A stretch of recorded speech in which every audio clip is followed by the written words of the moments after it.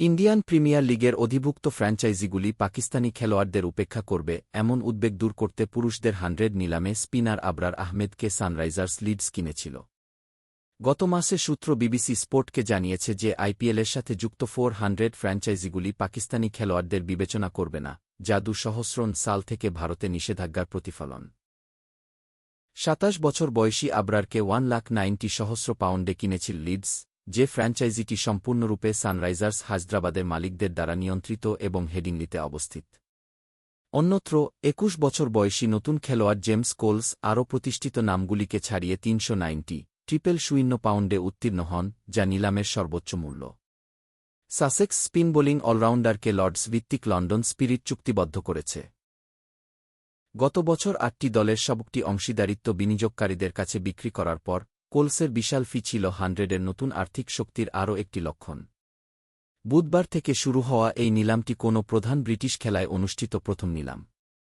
16 বছর বয়সে কোলস সাসেক্সের হয়ে প্রথম-শ্রেণীর ক্রিকেটে খেলার ক্ষেত্রে সর্বকনিষ্ঠ খেলোয়াড় হয়ে ওঠেন। তিনি শীতকাল দক্ষিণ আফ্রিকা টি20তে সানরাইজার্স ইস্টার্ন কেপের হয়ে খেলেছেন এবং ইংল্যান্ড লায়ন্সের হয়ে অভিষেক করেছেন।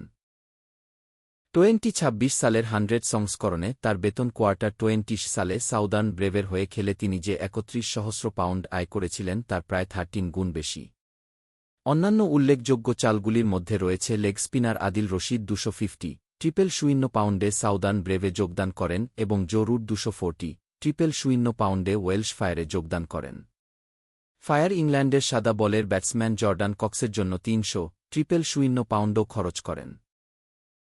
আইপিএল সংযুক্ত 100 দলগুলি পাকিস্তানের খেলোয়াড়দের উপেক্ষা করবে এমন প্রতিবেদনের পর ইংল্যান্ড এবং ওয়েলস ক্রিকেট বোর্ড ইসিবি 8টি ফ্র্যাঞ্চাইজিকে চিঠি লিখে বৈষম্য বিরোধী দায়িত্বের কথা মনে করিয়ে দিয়েছে।